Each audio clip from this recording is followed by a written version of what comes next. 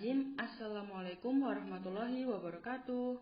Perkenalkan, kami dari kelompok 1 yang akan mempresentasikan materi yang berjudul sastra, yang mana video ini untuk memenuhi tugas mata kuliah apresiasi sastra Indonesia yang diampu oleh Ibu Ari Rohmawati, Sarjana Pendidikan Magister Pendidikan. Sebelumnya, saya akan memperkenalkan anggota kelompok kami. Yang pertama, Eli Safitri. Yang kedua, Bagas Aditya. Yang ketiga, Riri Merliana Putri. Yang keempat, Farhan Yanuar. Dan yang kelima, saya sendiri, Retno Puja Lestari. Yang keenam, Agatha Alfi Dwi Tantri. Yang ketujuh, Nadia Putri Riananda. Yang kedelapan, Vanca Wulandari. Dan yang kesembilan, Salsa Mahani Yusron. Baiklah, silakan teman-teman menyimak materi sastra ini dengan senang hati. Pengertian sastra secara etimologi. Pengertian sastra secara etimologi. Kata sastra dalam bahasa Indonesia berasal dari bahasa Sanskerta yang merupakan kata gabungan dari kata sas yang berarti mengarahkan, mengajarkan, dan memberi petunjuk. Kata akhiran tra yang digunakan untuk menunjukkan alat atau sarana. Pengertian sastra dalam bahasa Jawa kuno.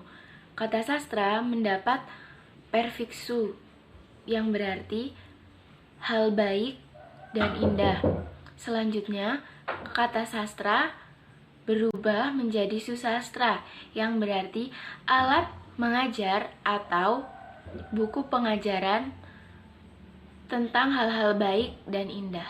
Selanjutnya, ada pengertian sastra dalam bahasa Indonesia. Sastra dalam bahasa Indonesia berasal dari kata susastra ditambah dengan konflik kean menjadi kesusastraan yang berarti kumpulan atau hal yang berkaitan dengan alat mengajar, buku petunjuk, buku instruksi, atau pengajaran yang baik.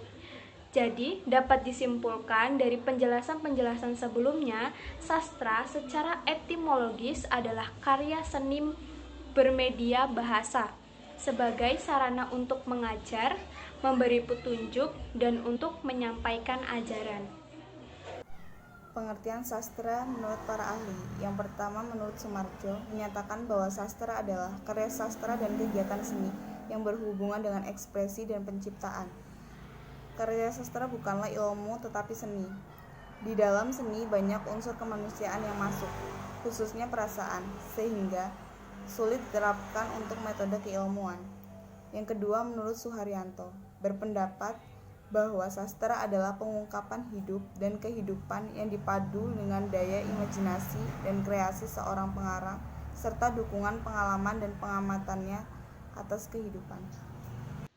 Pengertian sastra menurut Fanani yang berpijak pada pendapat Mukarovsky yang menjelaskan bahwa pengertian sastra berdasarkan aspek estetika bahasa dan estetika makna, yakni sastra adalah karya fiksi yang merupakan hasil kreasi berdasarkan luapan emosi yang spontan, yang mampu mengungkapkan aspek estetika baik yang didasarkan aspek kebahasaan maupun aspek makna. Estetika bahasa biasanya digunakan melalui aspek puitik, sedangkan estetika makna dapat terungkap melalui aspek deep structure. Selanjutnya, ciri-ciri dari sastra. Terdapat 3 ciri-ciri dari sastra. Yang pertama, bahasanya terpelihara. Yang kedua, isinya menggambarkan kebenaran tentang kehidupan manusia. Dan yang terakhir, cara menyajikannya menarik sehingga dapat berkesan di hati pembaca. Fungsi sastra. Terdapat beberapa fungsi sastra, diantaranya sebagai berikut. Yang pertama, fungsi rekreatif, yaitu dapat memperoleh kesenangan atau hiburan seperti bisa mengembara, berekreasi, memperoleh suguhan kisah dan imajinasi pengarang mengenai berbagai kehidupan manusia. Secara dapat merasa terhibur, puas, dan memperoleh pengalaman batin tentang tafsir hidup dan kehidupan manusia yang disajikan oleh pengarang. Fungsi didaktif, yaitu sastra mampu mengarahkan atau mendidik pembacanya karena nilai-nilai yang terkandung di dalamnya. Dengan membaca karya sastra, seseorang dapat memperoleh pengetahuan tentang seluk-beluk kehidupan manusia dan pelajaran tentang nilai-nilai kebenaran dan kebaikan yang ada di dalamnya. Selanjutnya, fungsi religius, yaitu sastra pun mengajarkan karya-karya yang mengandung ajaran agama yang dapat dipelajari atau diteladani para penikmat atau pembaca sastra. Selanjutnya, fungsi menurut pendapat ahli. Yang pertama, pendapat klasik mengenai fungsi sastra. Menurut Horatius, filsuf Yunani, sastra memiliki fungsi menghibur dan berguna. Yang kedua, menurut Edgar Allan Poe, menyatakan bahwa fungsi sastra adalah didactic airs, yakni menghibur sekaligus mengajarkan sesuatu. Jadi, sastra di samping memberikan kesenangan kepada para pembacanya, juga berguna atau bermanfaat bagi kehidupan batiniah. Yang ketiga yakni fungsi sastra. Terdapat beberapa fungsi sastra yang diantaranya adalah sebagai berikut. Yang A. Sebagai fungsi rekreatif, B. Fungsi deduktif, C. Fungsi estetis, D. Fungsi moralitas, dan E. Fungsi religius.